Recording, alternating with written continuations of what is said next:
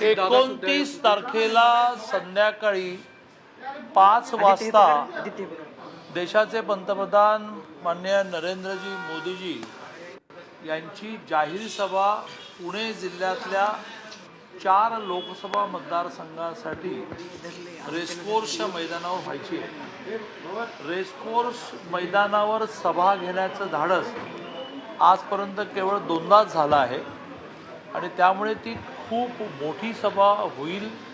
ती मोठी होण्यासाठी 4ही लोकसभा मतदारसंघाच्या सर्वपक्षीय नेत्यांना, सगळे आमदार, सगळे जिल्हाध्यक्ष असे सगळ्यांना अजितदादांनी मी बोलवलं होतं। त्या सगळ्यांपुढे राजेश पांडे जे भारतीय जनता पार्टीचे महाराष्ट्राचे उपाध्यक्ष आहेत आणि पूर्ण सभेचे इन्चार्ज आहेत, त्यांनी ग्राउंडवरचं एक चित्र उभं केलं। प्रत्येकाने आपापल्या भागातून प्रॅक्टिकल, म्हणजे म्हटली 10,000 आणि आली 1000 नाही, प्रॅक्टिकल संख्या सांगितली आणि खूप चांगल्या संख्येने लोक येतील असं वातावरण ह्या बैठकीमध्ये झालं। एक टीजर की जो मोठ्या प्रमाणावर ह्या सभेचं वातावरण करेल, आजपर्यंत झाली नाही अशी पुण्यातली ही सभा व्हायची आहे। मी आठवण सांगितली की 19च्या निवडणुकीमध्ये अकलूजला अशी एक सभा झाली ज्याची मोदीजी आजही आठवण काढतात। या सभेनंतर ह्या सभेची आठवण मोदीजी काढतील असा आम्हा सगळ्यांचा प्रयत्न आहे। मी राजेश पांडेंना अगदी अर्ध्या मिनिटात 1 मिनिटामध्ये त्या सभेची जी तयारी चालू आहे त्याचं माहिती द्यायला सुचवतो। दादा तुमचं बाईट झालं की दादा तुमचं बाईट झालं की करू ना, दादांचं बाईट करू आणि मग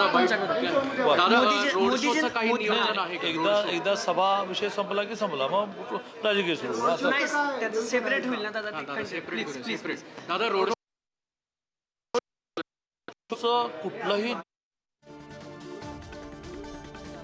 तर पुण्यामध्ये नरेंद्र मोदी यांची मोठी सभा होईल असं वक्तव्य चंद्रकांत पाटील यांनी केलेलं आहे। पुण्यामध्ये महायुतीच्या नेत्यांच्या महत्त्वाच्या सभा आयोजित वर आहे, पण मग मुक्कामामध्ये जेवणासाठी काही मान्यवरांना बोलवायचं आहे का, भेटीसाठी काही मान्यवरांना बोलवायचं का, अशी कुठलीही सूचना अजून आली नाही।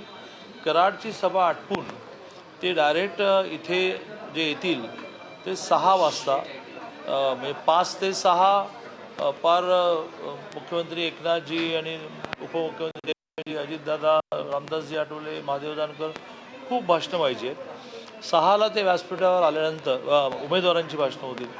6 वाजता ते स्टेजवर आल्यानंतर फक्त एक भाषण होईल आणि त्यानंतर त्यामुळे ह्या सभेमध्ये मोठ्या प्रमाणावर बाकीचे नेते अगदी अमित ठाकरेंपासून सगळेजण यायचे। सर, राज ठाकरेंची देखील उपस्थिती आहे असं बोललं जाते, याबाबत